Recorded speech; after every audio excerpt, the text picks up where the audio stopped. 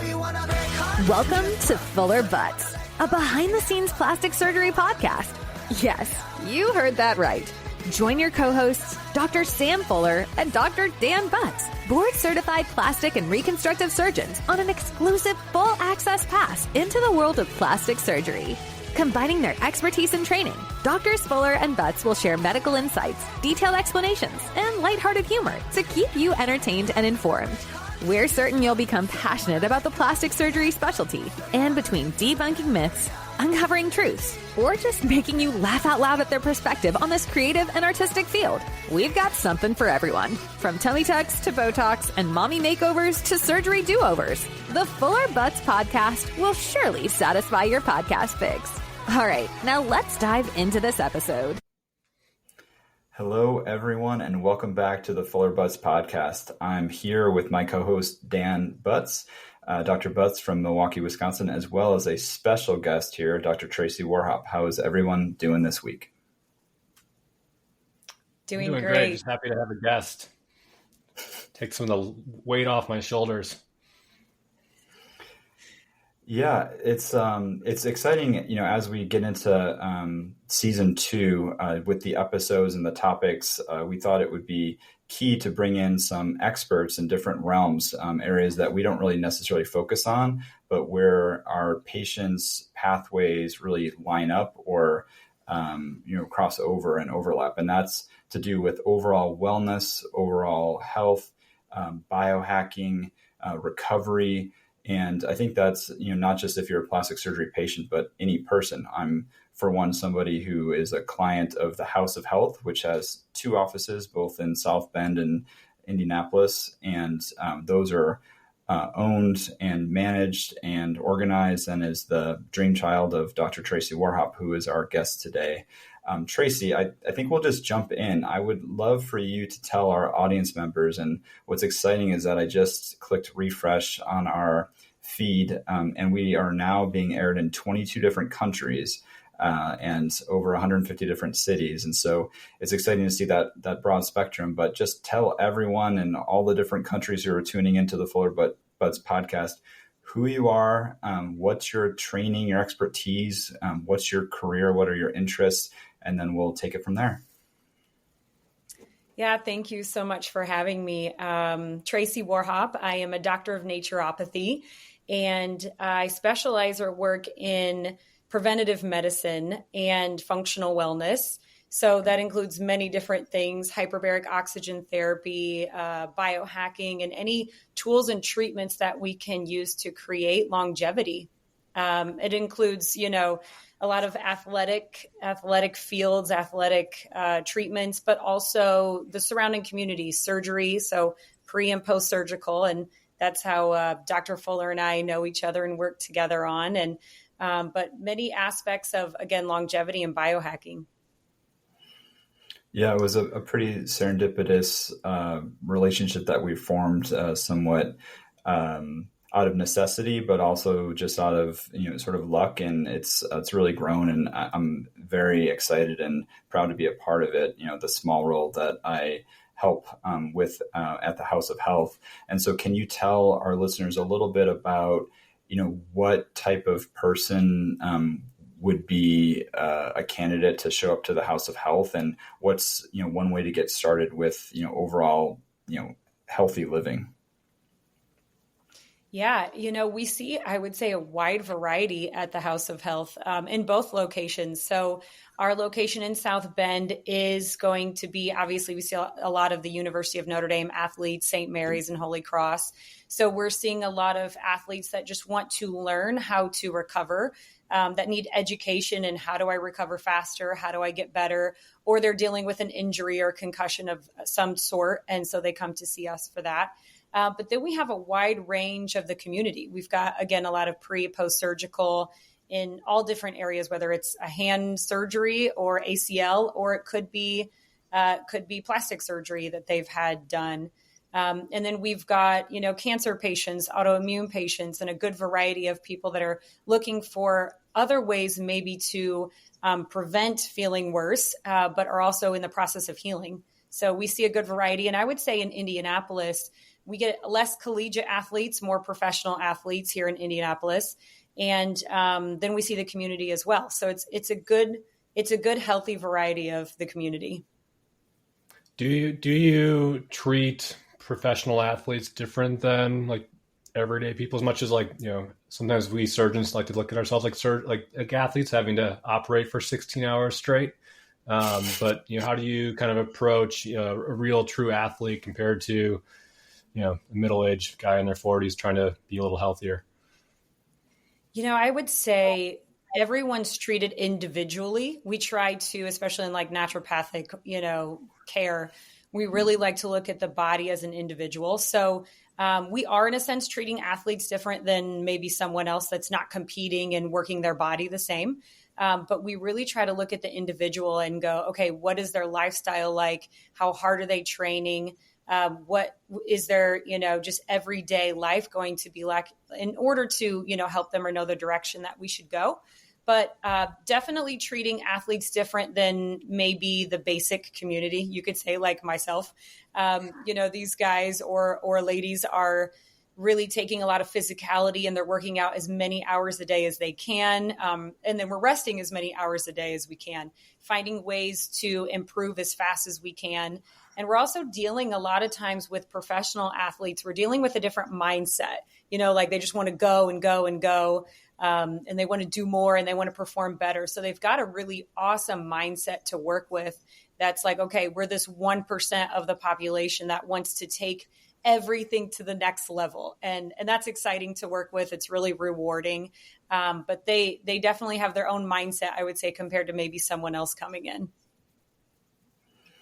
And you're you're very humble and subtle with the athletes that you help, kind of get back on the field and train. And I know that there are, doctor-patient privilege, and there's NIL, name, image, likeness issues. But, are there specific sports or teams or, even athletes that you're able to just share with the audience, who at what level you're at? Because it's pretty impressive. So whatever you can share with us that's safe, we'd be happy to hear. But just to give people a ballpark of what are the types of sports and athletes you're helping on a daily and weekly basis.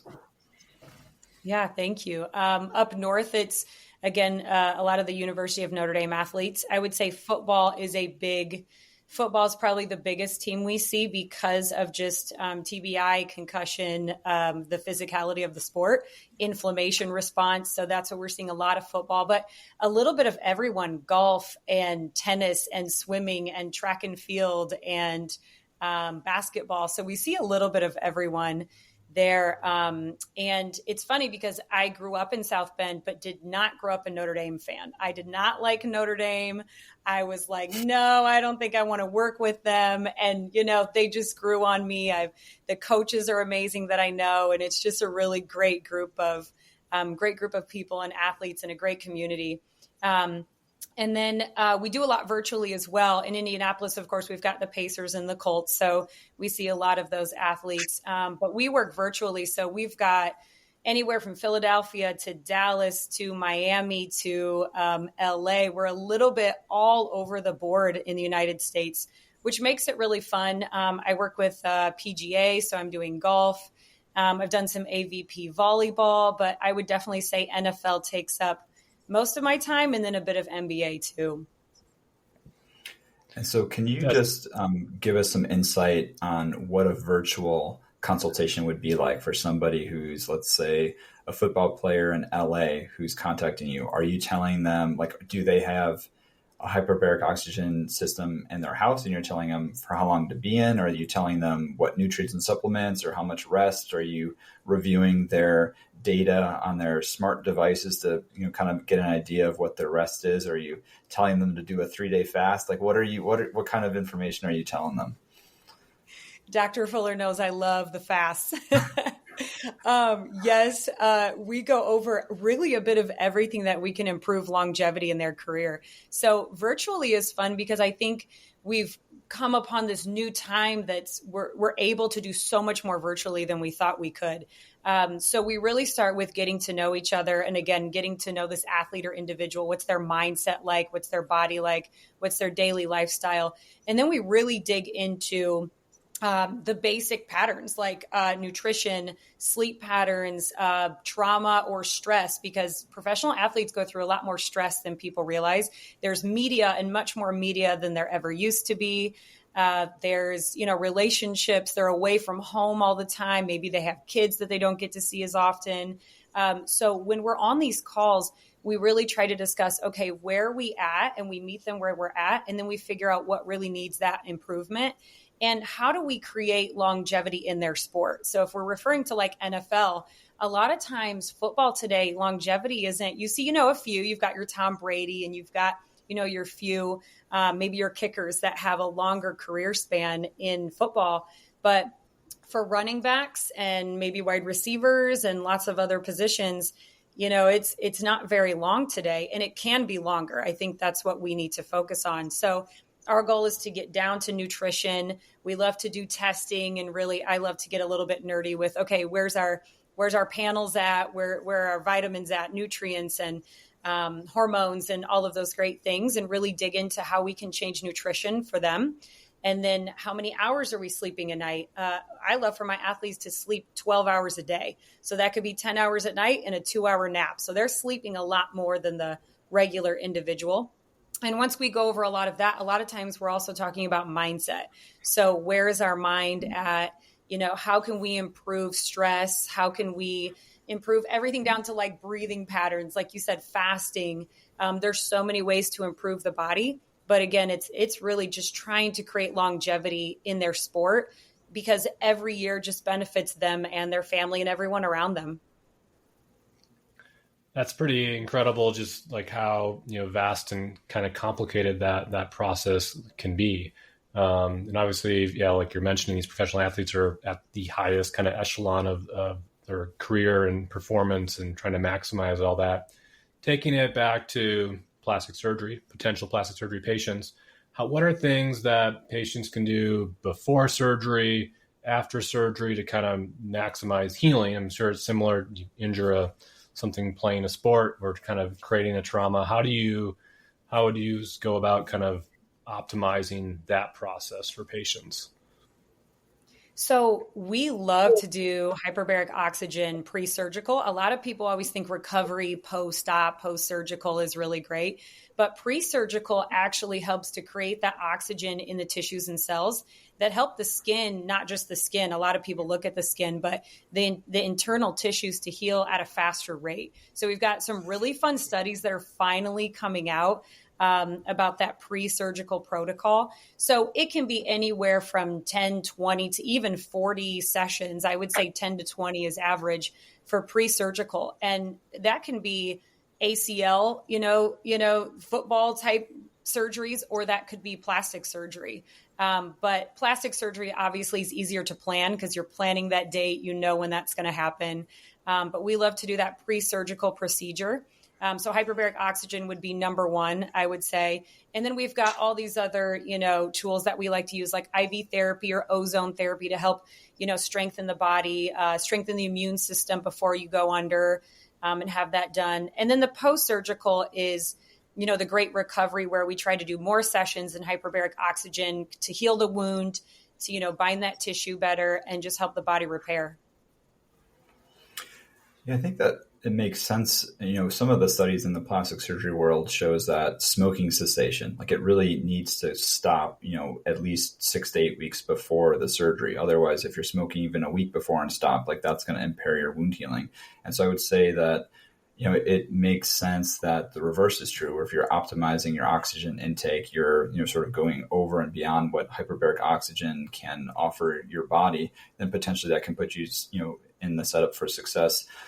Even more so than, just stopping smoking. But, as us in the world of healthcare and me having been in the hyperbaric oxygen tank and seen some of the benefits, for our listeners and readers who don't know what we're talking about, can you go into a little bit more detail on like what hyperbaric oxygen is and, how is that used? What does that look like for someone who's walking into your, to the House of Health? And then I'll have some follow-up questions for that too. I think sometimes we do forget how unfamiliar we still are in hyperbaric oxygen. It's coming In America, I would say it's much more popular and used in the European countries.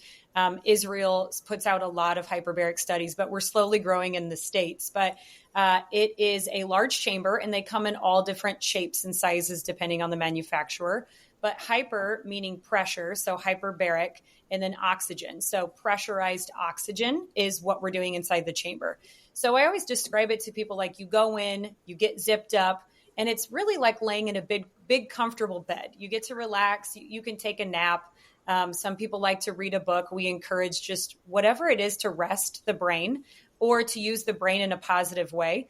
Whenever the athletes get in, I say no phones and no scrolling. We're going to let that brain just rest and receive the oxygen and calm down, because it's probably the only 70 minutes they get without a cell phone for the day. So we go inside the chamber, zip it up, and it feels like you're going up in an airplane almost, where you're getting that pressure. If you've ever been scuba diving, it's the same sense. We always say we're going for a dive in the hyperbaric chamber. So that's the basic sense of what hyperbarics is. Yeah, I think the airplane comparison is similar to what I've experienced when I've hopped in there. It's sort of like that background noise that's there, and that's just that pressure, that's the oxygen that's there. And first time I think I had my phone and I was like trying to be productive, and then the last few times it's kind of like, can I how long can I rest for and just close my eyes and get a really good sleep that almost seems like it's longer than the 75 minutes or so that I'm in there. And then some of my post-op patients who've experienced that have also just felt rejuvenated. It's just self-care, and that's just a lot of what plastic surgery is. Ozone is a newer option, and I'm unfamiliar with that. I was hoping that you can shed some light on what is Ozone, how is it delivered or administered, and then what are some of the benefits that you're preaching to your patients? Yes, ozone therapy is fun, and in some areas not common, in some uncommon. It depends where you're at or where you're located. Ozone is a gas, obviously, but it's healthy for the blood cells. And so there's many different ways of application of ozone. There's ears, there's so many different ways you can apply it. In our clinic specifically, we do ozone therapy similar to like IV therapy, where we ozonate the blood and put it back into the body. I would think sometimes, I think the process freaks people out a little bit when they see that blood coming out and going back in, but it's also really fun because it's like a different color when it goes back in, and we've got healthier blood coming back in. The benefits of ozone are going to be energy, reduction of inflammation, just overall, just a new like immune support, stamina. It speeds up your metabolism. So there's so many benefits to ozone. And I would say it's a football favorite. It's becoming one of their, protocols they like to do about 2 days before a game day. And they always come back and tell me like, I felt that energy. I felt that spike, during the game. I didn't feel like I crashed, and it was a really good game day. So we've started to use it more on our athletes. I've never heard of that. That's pretty interesting. Yeah, I see his wheels turning in his brain. That he wants to get this one up to Green Bay. They need some extra ozone up there. Got to make sure they beat the Bears soon. That's pretty cool. So do you do, maybe I missed this earlier, like red light therapy or infrared saunas? Have you gotten into that stuff as well? And kind of how does that what are your main, why do you recommend that for patients, and what scenarios? Yeah, we love all those recovery tools. I think those are all just like little helpers that we use in any area we can, especially like with plastic surgery. The patients coming over from Dr. Fuller, we love to set them up with maybe some IV therapy, definitely hyperbaric oxygen. And then depending on the person, red light therapy is huge. It's great for inflammation. We see great results with consistency. It's an infrared light that's going to penetrate through the epidermis into the cells. It's going to help heal just, again, any torn tissue, anything that we're dealing with there. So we love red light therapy. We love the infrared sauna. There's a lot of cardiovascular benefits with infrared. We also have cold plunging. It's not my favorite, but we have people that love to cold plunge and get in that like 38 degrees and sit there as long as they can. We have a lot of competitions that love to happen around the cold plunge. We do, any kind of compression, just extra blood flow helpers, hot and cold contrast. So any type of recovery tools, we definitely use all of them. And we use them around hyperbarics, I would say. We try to all pair them together. So, yeah, similar to Dr. Fuller, maybe you've seen that. Have you seen those posts about the infrared saunas melting implants? I have not seen those yet. No, Have you seen that, Tracy? Yes, I mean, it's not true. I mean, the implant, it doesn't penetrate deep enough. It doesn't get hot enough. It's just total bogus. But I wasn't sure if that popped up on your feed. Well, when it came out, I had heard little things like, oh, if you've had breast implants, it's dangerous to get an infrared sauna, or it can melt, whatever pieces are inside the body. And I was like, all right, where's the studies? Like, show me where it melts. And I haven't seen anything that shows anything. So I think it's funny, the ideas that people come up with, but that would mean when you go into the sunlight, it's also happening. So it's kind of funny how those little rumors or things start to come about. Yeah, I mean, the implants can tolerate, 270 degrees, and they get sterilized. Like they can tolerate an infrared sauna. That would burn your skin pretty quickly if it got that hot. Dan, didn't you do a home test for cold temperatures with implants? Didn't you have some Instagram video of them in the snow or something? Or what was that? Yeah, it was during a polar vortex a few years ago. I think I left one out overnight in like negative, I don't know what, it was cold. And it felt like a little cold, but it was totally fine. Silicone is a very durable substance.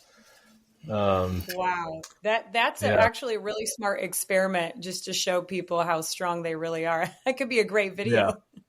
Yeah. It was a good one. So as we're taking a tour around the House of Health, as somebody who's been there, like you check in, you immediately just feel clean. Everything's just very minimalist. It's concrete. It's sanitary. It's just clean lines, not a lot of fluff.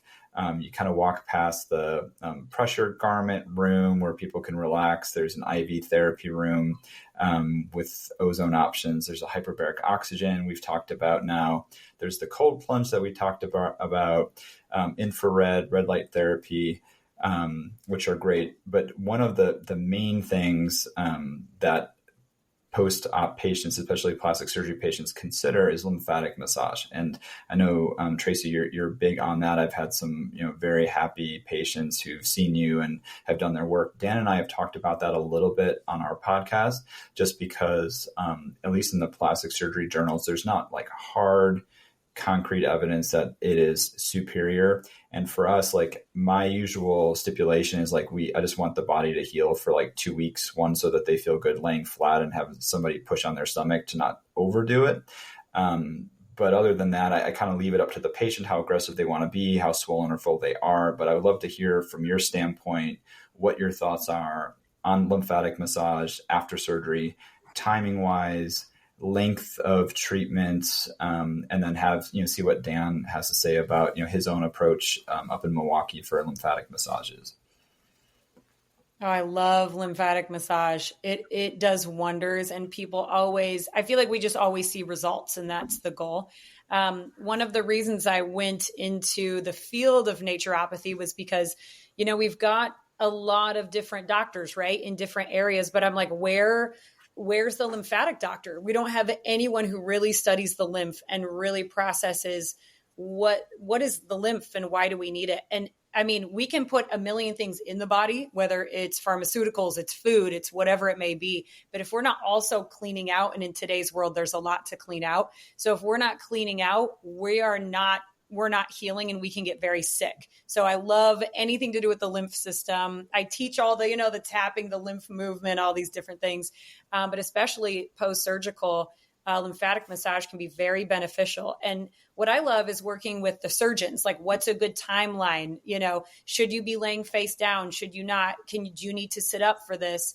And then also, like you said, pressure, and there's so many things that come into play post-surgical, but I think just helping the patient know that there's a way they can clean out and detox and rebuild their immune system naturally is a beautiful thing. So I'm all for it at any surgeries at any time if it can be done.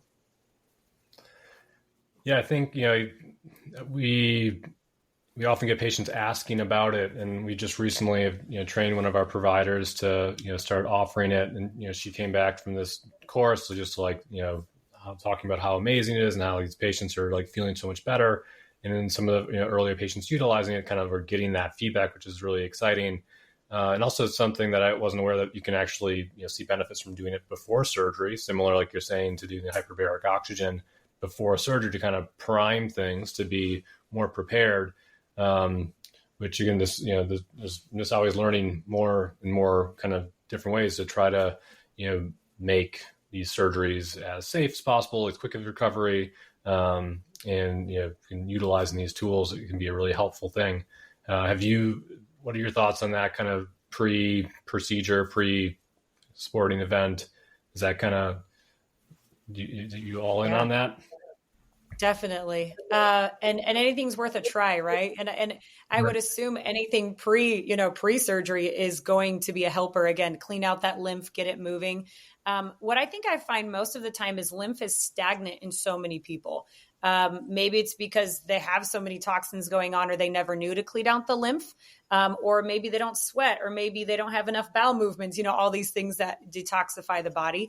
But we haven't done a lot of pre-surgery lymphatic work, and I think we need to. I think it's something that we also need to encourage patients to do and to be aware of. Again, it's education.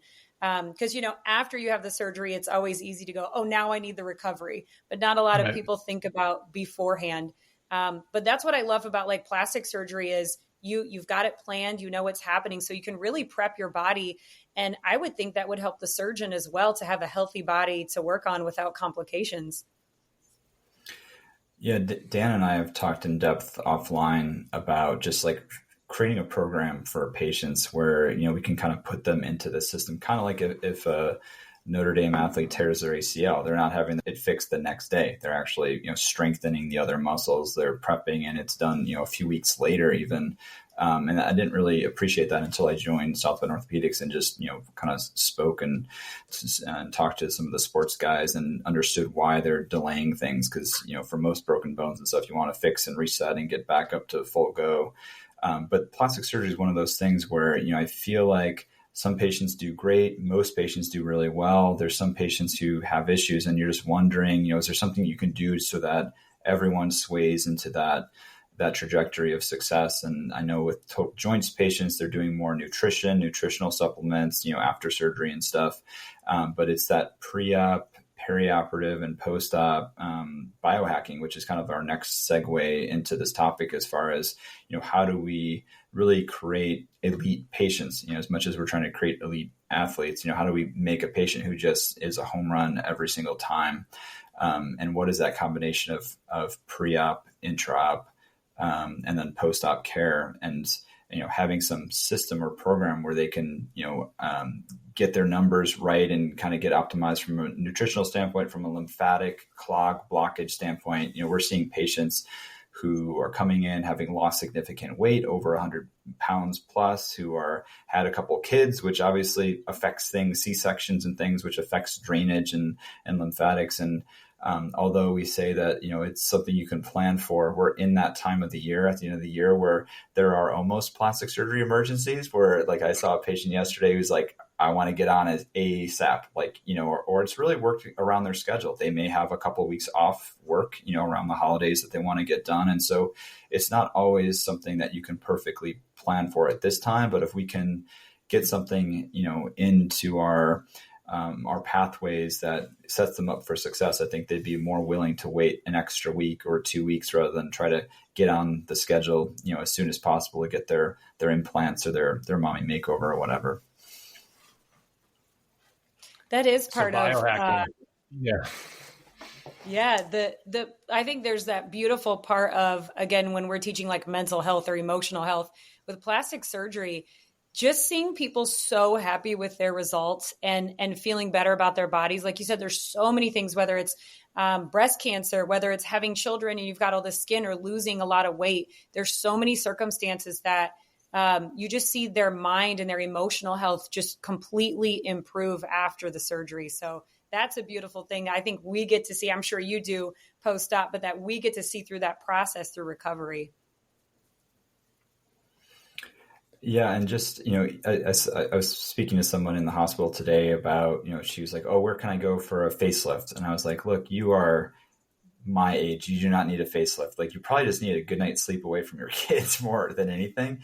But there's something like before surgery, there's this, biohacking and retooling of your system and body. That's a combination of a lot of these, modalities that you have. But, how do you, if Dan and I were to send you, 4 or 5 patients who are being set up for breast augmentations with a lift and a tummy tuck, you want to individualize those systems, like what are you looking at, their bodies, their labs, what are you looking at to try to really optimize them? Like, what would that assessment look like to try to, ensure that they're getting the right vitamins in their IV therapy, that they're getting, whether or not they need lymphatic massage pre-op or not? Like, how are you assessing that? Yeah, that's where that biohacking word comes in, right? Like, how can we improve you just more and more in this little bit here and there and just make you feel better overall? Because if we feel better physically, we're going to feel better mentally. But we love to, again, look at the individual. And, we had a woman that came in not long ago, and we're doing regular, I would say, biweekly IV therapy sessions, and we needed to update blood work. And then when we saw that, we were like, why are your aminos so low? All her amino acids were really low. She was losing a bit of muscle mass. But we were giving her, she wanted immunity, which was great. But I love looking at maybe that data, because it says, okay, I have enough of this, but I'm really lacking here. So it allows us to really treat them individually without just guessing. And sometimes our bodies tell us what we need, right? We have that innate intelligence that says, I'm sick, I don't feel good. Okay, let's give you some immune support. But to have the data to look at how can we treat you individually. So we would take those people in, look at them, ask them. We love to do a consult, like, what do you do every day for work? Do you have children? Do you sleep? All these questions that help us to go, okay, this is the direction we want to take them. And sometimes it's completely changing nutrition with them, as step by step. Sometimes that's going, like you said, okay, I think you need a night away from your children and you need 12 hours of sleep, and you just need to chill out because your cortisol is just too high, and it's really just everyday stress. But we love to, so there are some people we would throw into maybe like IV therapy, a lot of those recovery services. Some people, it's more a lifestyle change. And then, for a lot of people, it's hyperbaric oxygen. But I will say, I think almost everyone is in need for hyperbaric oxygen, even really healthy people, because it's oxygen. So you can really never go wrong. And it's very rare that we can't put someone in the hyperbaric chamber. We've been considering getting that chamber, and this conversation is really pushing me towards calling out my partner and saying we should actually go forward with that.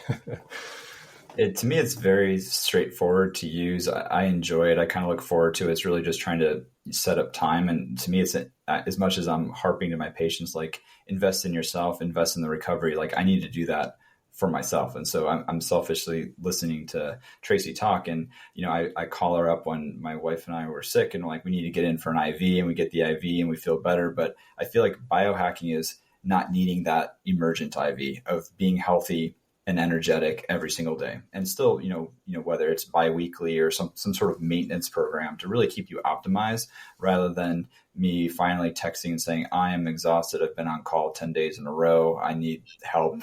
When can I get in, sort of thing? Having it scheduled to set up for that, so that you're constantly getting that oxygen, reparation, that boost that you need for your mind, your body, your soul, all of that, because it's just so important, especially as getting older, as you're trying to keep up with your kids and, just live life to the fullest.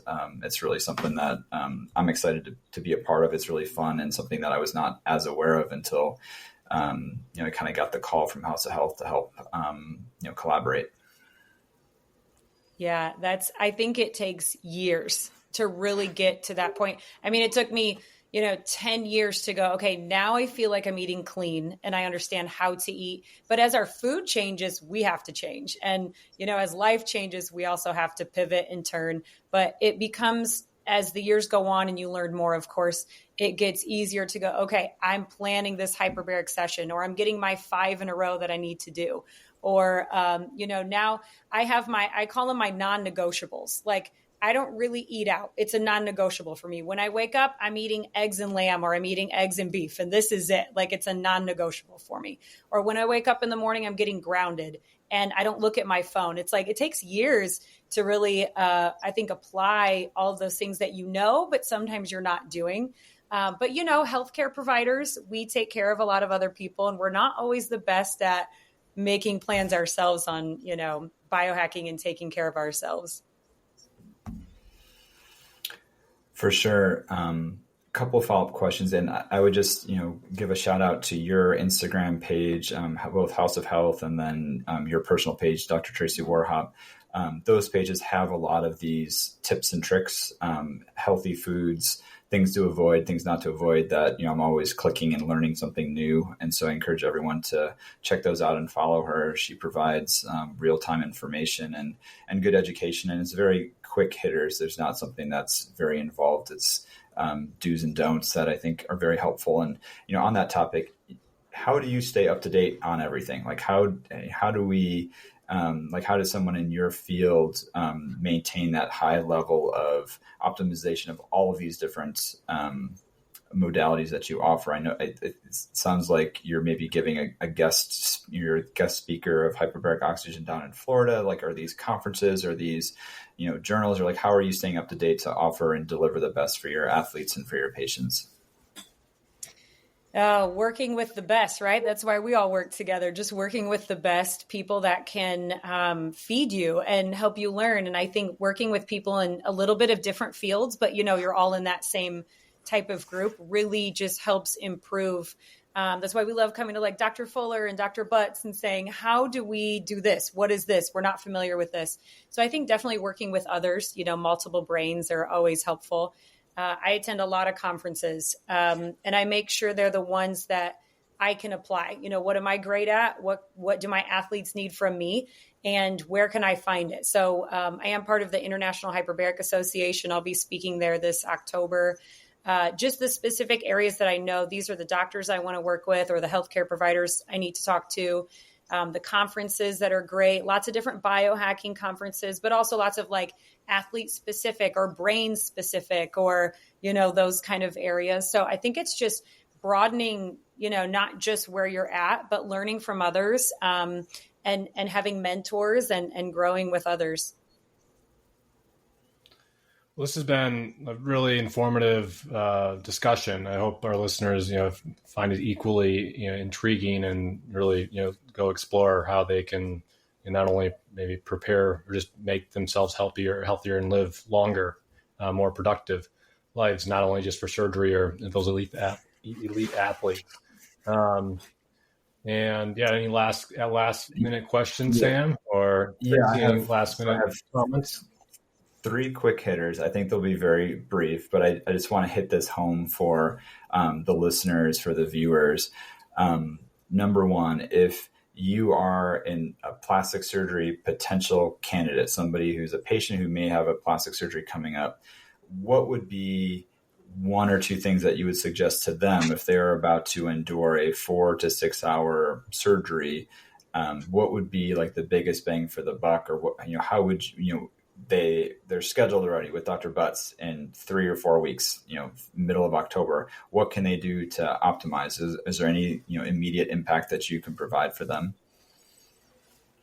Absolutely. I would say nutrition, like building your immune system and getting it strong, and 10 to 20 sessions of hyperbaric oxygen really prepares the body for what's going to come. So your body's strong and able to endure whatever it might be.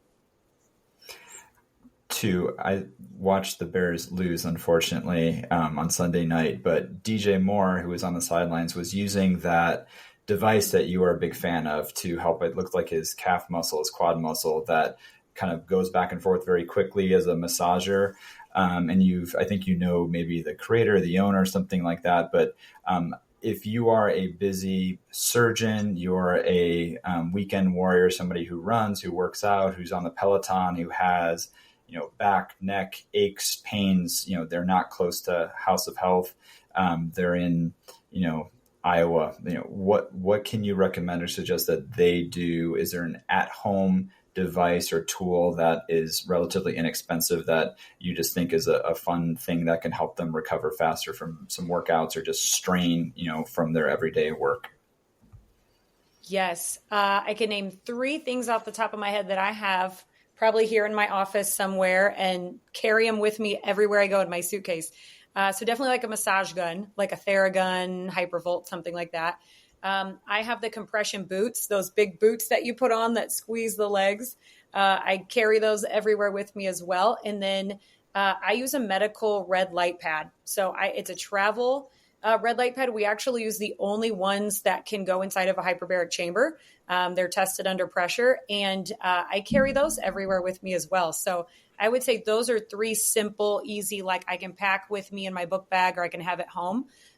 Just 3 easy tools that just help when you can't go get a massage or you can't get the oxygen or something, just to have at home to help with blood flow and movement. That's awesome. And we'll put links to your website, to your social media, but also maybe to some of those items that you mentioned so that if anyone's interested, they can track that down. The last question I have, which is more of just a personal one, out of curiosity, just having an expert that I can ask these questions to, is that, patients and friends and family always talk about, is it nature versus nurture as far as high performance athletes?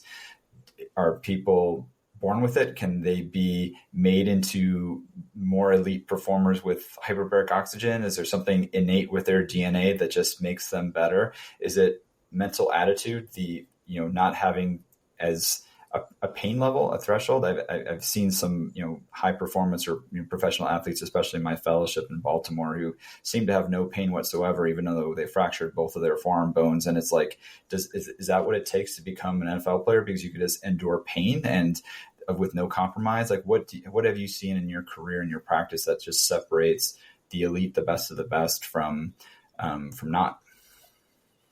Oh, that's a great question, a loaded question too. But I love that one because I do think people are like, well, I can't be a basketball player because I'm not 6'9", or I'm not super agile and fast, so I can't run track, or, and obviously there's genetics and there's talent and there's all of these things. But I would take an athlete, and I think a lot of coaches would say this, I will take a hard worker over anything. Someone who, and I have met many NBA players, NFL players who weren't always the best. They weren't playing AAU ball, or they weren't the best on their team, or they weren't, we hear these amazing stories as they go pro. They were a walk-on, or they weren't supposed to make the team, or they were drafted or picked up like 6th round, 5th round, 6th round. And so I have a lot of those guys now who are actually in it longer than the guys who were picked up in the 1st round or 2nd round. So I think it's really just hard work. The guys who have that mentality that are like, this wasn't given to me easily, and I'm going to do everything I can to get it. And I feel like those are the ones too who are, they're putting their money into their body, they're putting their time into their body, and they're willing to work at it. And I think a lot of the guys, not all of them, but a lot of them with talent, maybe don't work hard because it was always easy for them, but they're the ones who seem to go out quicker in their career when they're not willing to put their money and time into their body. Yeah, that's fascinating to hear. I think it's well said. It just kind of gave me flashbacks to thinking about my patient population. And it is some of those patients who work really hard to achieve their goals, who lose 50 pounds, 100 pounds, and then they're going to have a big, surgery. And I just don't worry about them. I just know that they've been through worse, whether it's 4 or 5 C-sections, they got 5 or 6 kids at home. Like they can manage, they can multitask, they are prepared, they've worked hard, they've earned this. And that's what's so rewarding for Dr. Butz and I as plastic surgeons, is that we can be part of that finish line reward, that carrot at the end of the race where they've done all the hard work, and then we can, help them achieve, what they want to, to become, with their bodies and with their their self-care and become great and go on to do great things. So it all circles back to plastic surgery. Perfect. So yes, this has been an absolute pleasure. Very exciting. Yeah. We're going to get a hyperbaric chamber over to Dr. Butz's office ASAP very soon. That's right. See me at the meetings. Exactly. Well, this has been great. Thank you again, Dr. Warhop, for taking the time out to meet with us, chat with us. Oftentimes we have viewers, listeners who submit questions afterwards, so we may relay that back to you. Maybe have you on for a more in-depth session once Dan buys his hyperbaric oxygen and has more questions to ask for that. And then just going above and beyond, because this is a hot topic within plastic surgery, is recovery and even pre-testing, pre-evaluations before surgeries, and something that hasn't really even been investigated thoroughly enough, despite high volume plastic surgery cases that are going on nationally and internationally. So something to be determined in the future. But thanks again, everybody, for meeting and for listening. And we'll send some links down for House of Health USA for the Instagram page, and House of Health both in Indianapolis and South Bend, but obviously seeing virtual athletes and patients worldwide. So everyone have a great evening, and we'll be in touch soon. Take care. Thank you.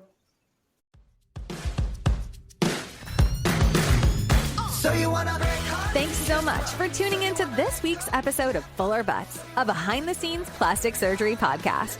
Doctors Fuller and Butz are so appreciative of your time and attention. We invite you to subscribe, share, and continue to enjoy our plastic surgery perspective. Feel free to reach out on Instagram at either @SFullerSurgeryMD or @DanielButzMD.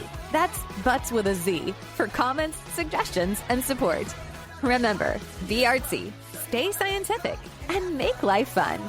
We hope you'll join us again on the next episode of Fuller Butz.